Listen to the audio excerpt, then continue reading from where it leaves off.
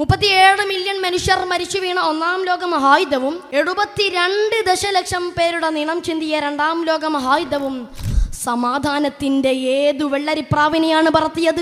യുദ്ധം സമാധാനം ഉണ്ടാക്കുകയല്ല, മറിച്ച് മാനവകുലത്തിന്റെയും പ്രകൃതിയുടെയും സന്തുലിതാവസ്ഥക്കും സ്വസ്ഥതക്കും ഭംഗം വരുത്തുകയാണ് ചെയ്യുന്നത്. പാവപ്പെട്ട ഗസയുടെ തെരുവീഥികളിലേക്ക് ഞാനും നിങ്ങളും ഒന്ന് കണ്ണോടിക്കുമ്പോൾ എത്ര പിഞ്ചോമനകളാണ് ഓരോ നിമിഷവും വെടിയുണ്ടകൾക്കിരയാവുന്നത്.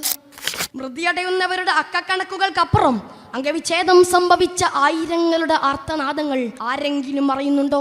നിലം പരിശായ ഭവനങ്ങളിൽ നിന്നും പ്രാണരക്ഷാർത്ഥം അഭയാർത്ഥി ക്യാമ്പുകളിലെത്തി നരകതുല്യമായ ജീവിതം നയിക്കുന്നവർ, അന്നവും അറിവും മുറിവിനുള്ള മരുന്ന് നിഷേധിക്കപ്പെട്ട് തെരുവിലലയുന്ന ബാല്യകുമാരങ്ങൾ. മനുഷ്യ മനസ്സുകളിൽ പരിവർത്തനത്തിന്റെ ഗീതം മുഴക്കേണ്ടത് യുദ്ധത്തിലൂടെയല്ല. സാമൂഹ്യ തിന്മകളുടെ വിഭാടനത്തിന് സംഘർഷമല്ല പരിഹാരം.